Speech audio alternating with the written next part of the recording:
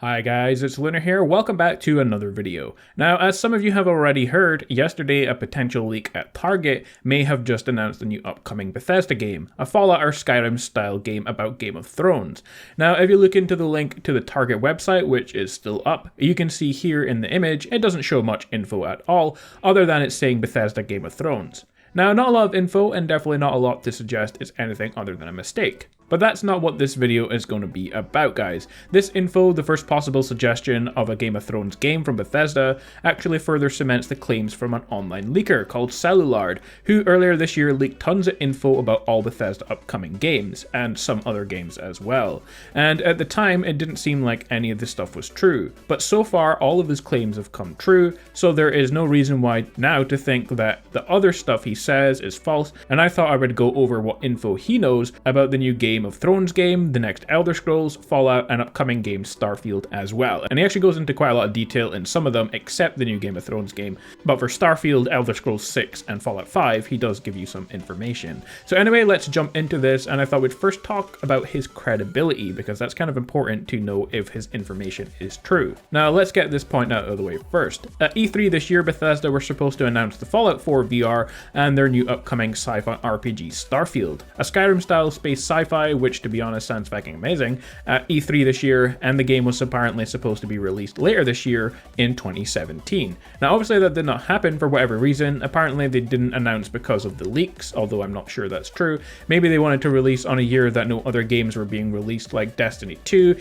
I know that there's not a lot of people who play Skyrim and Destiny 2, but it doesn't mean they didn't want to try and pull over some of those fans. Either way though, there are some clues to suggest E3 was supposed to announce the game. The Bethesda conference did run 20 minutes shorter than was expected, and there was a definite star theme, as you can see if you do watch the conference. So that was one prediction that did not happen, and that's the only one that hasn't seemed to have come true from this person, because of course Fallout 4 VR did get announced. He also said that Wolfenstein 2 would be announced along with The Evil Within 2, which was also released at E3. So a whole bunch of different things he mentioned would get announced at E3 did happen, except for Starfield, but like we said, there is a chance that that was supposed to be there, but never was.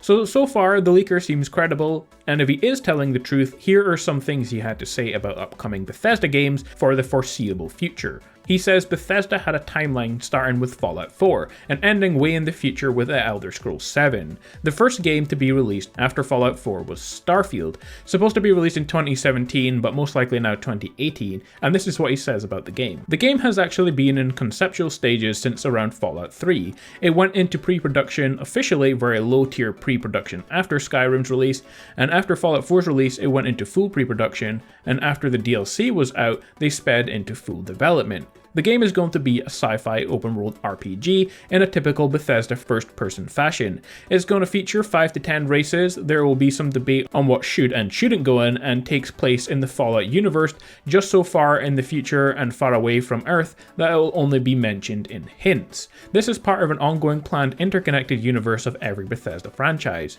They gave hints of this by implying the Brotherhood of Steel, Nirnroot, and Fallout 4. They're getting a little wacky with the lore and using Elder Scrolls time wounds to justify lore inconsistencies. Basically, Fallout is the beginning of the timeline, Starfield is in the middle, and Elder Scrolls is far in the future.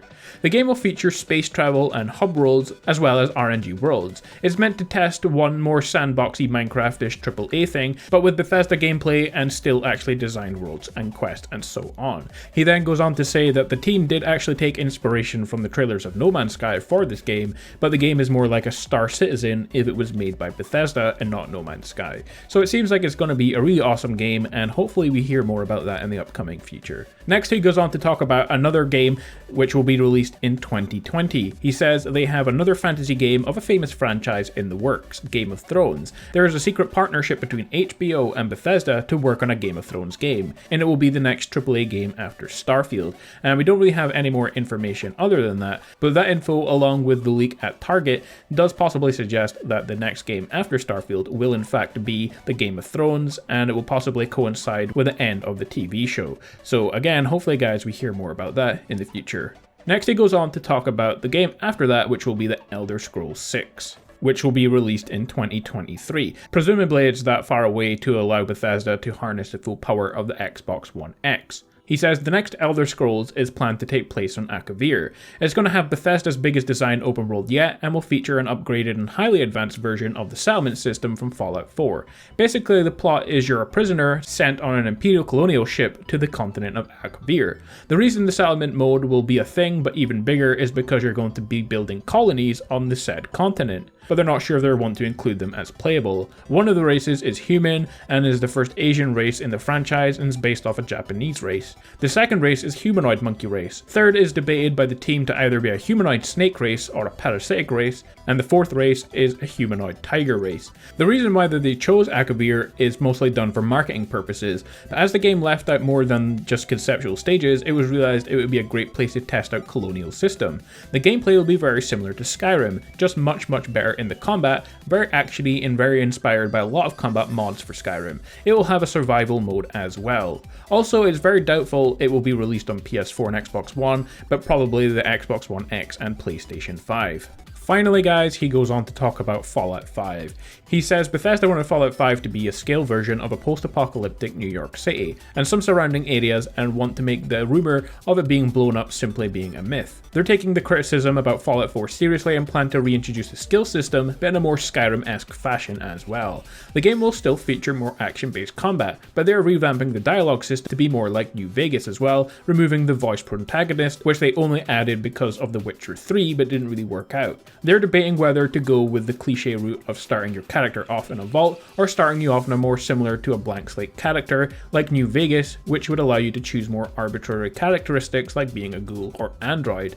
The game will feature augmentations as well as a dystopian cyberpunk minicity, which was untouched by war. They originally actually wanted to be this the story for Fallout 4, but never got around to it. The game will feature 12 new design companions, similar to the companions in Fallout 4, all of which can be romanced, but also are generic companions similar to Skyrim, which can be romanced and married as well, but with much more generic dialogue options. The game will not have a limit on the amount of people you can romance, just like Fallout 4, meaning you can have your harem of alien wives if you desire that. The game also will feature alien prostitutes. He also says that Fallout 4 will plan to advance the system that will be added in the Elder Scrolls 6 for building colonies, but you'll be able to actually build your own cities and that kind of thing if everything works out for the Elder Scrolls 6. So all this sounds really exciting, and after the Starfield, Game of Thrones, Elder Scrolls 6 and Fallout 5, after this the next thing planned will be Elder Scrolls 7 in 2030, and that's the gist of most of the info that this guy has to offer. So guys, the Game of Thrones leak might have just been a small error by Target, but it could have confirmed way more stuff about upcoming games from Bethesda, including a whole bunch of spoilers for their upcoming AAA titles. And it seems like there's a theme that they kind of want to focus around the whole system that they used for Skyrim and Fallout New Vegas, as that's kind of the ones that people seem to enjoy the most. He says Bethesda are focused on future titles of making things far more in-depth, customizable, and destructible. And of course we have a new game being added to the Fallout and Skyrim world, which is Starfield, which will be kind of a sci-fi theme for both of those.